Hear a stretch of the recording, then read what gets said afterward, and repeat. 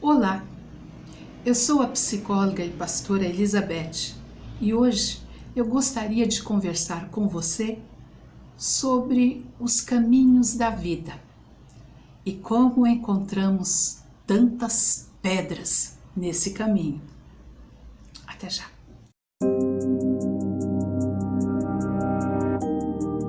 Olá, queridos! Que bom estarmos juntos novamente. Eu espero em Deus que todos estejam bem. Carlos Drummond de Andrade, em 1928, publicou um poema que causou muita indignação no meio intelectual da sua época. Que poema esquisito, que coisa estranha, que coisa mais sem graça, sem romantismo. Na verdade, ele tenta trazer o cotidiano para o mundo das artes. E Drummond fez isso de forma genial. O poema diz assim: no meio do caminho tinha uma pedra. Tinha uma pedra no meio do caminho. No meio do caminho tinha uma pedra. No meio do caminho tinha uma pedra.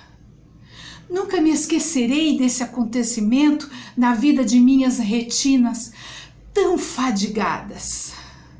Nunca me esquecerei que no meio do caminho tinha uma pedra. Tinha uma pedra no meio do caminho. Tinha uma pedra. Esse é o poema. O poema não anda, não flui, porque tinha uma pedra no meio do caminho. Nesse poema, Drummond leva os seus leitores a relembrarem os caminhos que percorreram, que já andaram pela vida, e sobre as pedras que encontraram nesse caminho. E como essas pedras, lhes fizeram cansar, atrapalhar os seus caminhos, seus projetos, seus sonhos, geraram frustração e, apesar do cansaço, das retinas fadigadas e das noites sem estrelas, Drummond convida a todos a retomar o simples fato de que havia uma pedra em seu caminho, usando o cotidiano dos obstáculos, tão comum a todos nós, sem dar muitas voltas. Ele usa uma linguagem simples e acessível para que todos pudessem entender o que ele queria dizer. Na verdade, o poema é uma metáfora da vida. Intencionalmente, ele usa a repetição para criar força poética. A pedra é usada no sentido figurado de que na vida há um caminho a ser trilhado. Só que esse caminho está interrompido, impedido por uma grande pedra, enorme pedra, como as dificuldades ou as impossibilidades que se apresentam na vida das pessoas, na sua vida, impedindo que a gente vá adiante. Isso nos leva ao sentimento tortuoso da fraqueza, porque frágeis a gente pensa tudo errado. A sensação de não poder fazer nada diante dessa dificuldade sem fim, a falta de jeito para lidar com as dores. Também havia uma pedra que obstava o mais admirável evento do cristianismo. A Bíblia relata que após a morte de Jesus, o senador José de Arimateia solicitou o corpo do Mestre Jesus ao prefeito da Judéia, Pôncio Pilatos, a fim de que o rabino Nicodemos sepultasse Jesus num túmulo próximo ao Calvário. Rápido, às pressas, na véspera do sábado pascal, sem entes queridos, carpideiras ou cerimônias, o sepultamento de Jesus foi feito de modo rápido. Um grupo de mulheres intentam visitar o sepulcro no despontar do sol dominical. Nas primeiras horas do domingo, elas se preparam para ir ao túmulo. Não era uma visita para limpar ou para depositar flores. Maria Madalena, Maria mãe de Tiago e Salomé compraram aromas, perfumes para embalsamar o corpo de Jesus. No caminho, no trajeto, diziam umas às outras: como é que vamos rolar a enorme pedra da entrada do túmulo? Na verdade, eram duas pedras, a literal, que impedia elas de entrar dentro do túmulo, e a outra, simbólica e abstrata. Essa pedra simbólica é constituída pela incredulidade, pela falta de fé, de esperança, e é algo que jamais pode ser detonado por dinamites convencionais, porque está dentro da gente. Contra esse tipo de pedra, só uma fé explosiva vence, porque ela é aqui dentro. Então, na vida dessas moças, há pedras no caminho delas. Porém, elas nos dão uma grande lição de vida. Elas trilham o caminho até o fim, mesmo sabendo que encontrariam uma pedra literal, que impedia elas de entrar no túmulo, e que não cederia jamais aos esforços delas, por maior que fossem o seu esforço, o esforço delas.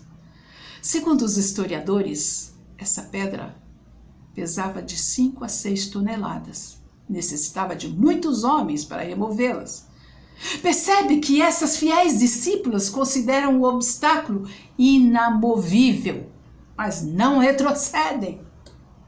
Não fizeram de conta que a pedra não existia, ou que o local não, quando chegassem lá, estava desimpedido. Não, a preocupação delas era qual seria a providência para que levasse a termo o intento, o desejo delas. Se não crescem na intervenção de alguém, seria muito estranho que essas mulheres continuassem prosseguindo nesse caminho. Em nossa caminhada na vida, nós vamos encontrar enormes pedras no caminho. A estrada da vida não é um caminho plano, uma reta. Há muitos obstáculos. Às vezes vamos precisar do auxílio de alguém para que possamos cumprir a nossa tarefa na vida. Se há pedras no nosso caminho, Deus se incumbe de providenciar aqueles que poderíamos chamar de removedores de pedras, para nos ajudar nessa caminhada tão difícil. Não cabe a nós especular sobre o peso da pedra. Se eles vão usar alavanca ou uma bomba, não. Cabe a nós somente seguir a lição daquelas mulheres. Vamos adiante. Vamos prosseguir. Não vamos desistir. A pedra que a gente tem que remover é a da hesitação, a do medo, da falta de esperança. A pedra da vontade de desistir. E caminhamos então ao encontro de Jesus, porque ao chegarem lá, deram conta aquelas meninas que a pedra não estava mais no meio do caminho, já havia sido removida. E elas tiveram a honra de serem as primeiras testemunhas do acontecimento mais importante da história, a ressurreição de Jesus. Nenhum uma pedra poderia segurar Jesus no túmulo, mas se é assim, por que foi necessário o deslocamento da pedra? Simples. Para que a gente acreditasse, tivesse esperança, cresce, amadurecesse, crescesse mais como pessoas, como seres humanos. Portanto, a solução para as pedras no caminho é a fé. Fé em Deus, fé na vida, fé em você, fé nos maravilhosos seres humanos que Deus coloca em nosso caminho. É provável, como diz o poeta, que na minha vida ou na vida das minhas retinas fadigadas eu veja muitas pedras ainda. Eu nunca me esquecerei que tinha uma pedra no caminho. E como teve? Você já encontrou muitas na história da sua vida e você as venceu? Se tem uma pedra agora, Deus te dá força para você prosseguir, mesmo que elas sejam muito pesadas. Eu creio que o Senhor ainda é o maior removedor de pedras do universo. E quanto mais pesadas forem, mais notável será o testemunho do seu amor e do seu poder por mim e por você. Então não desista, não. Continue, prossiga, vá em frente.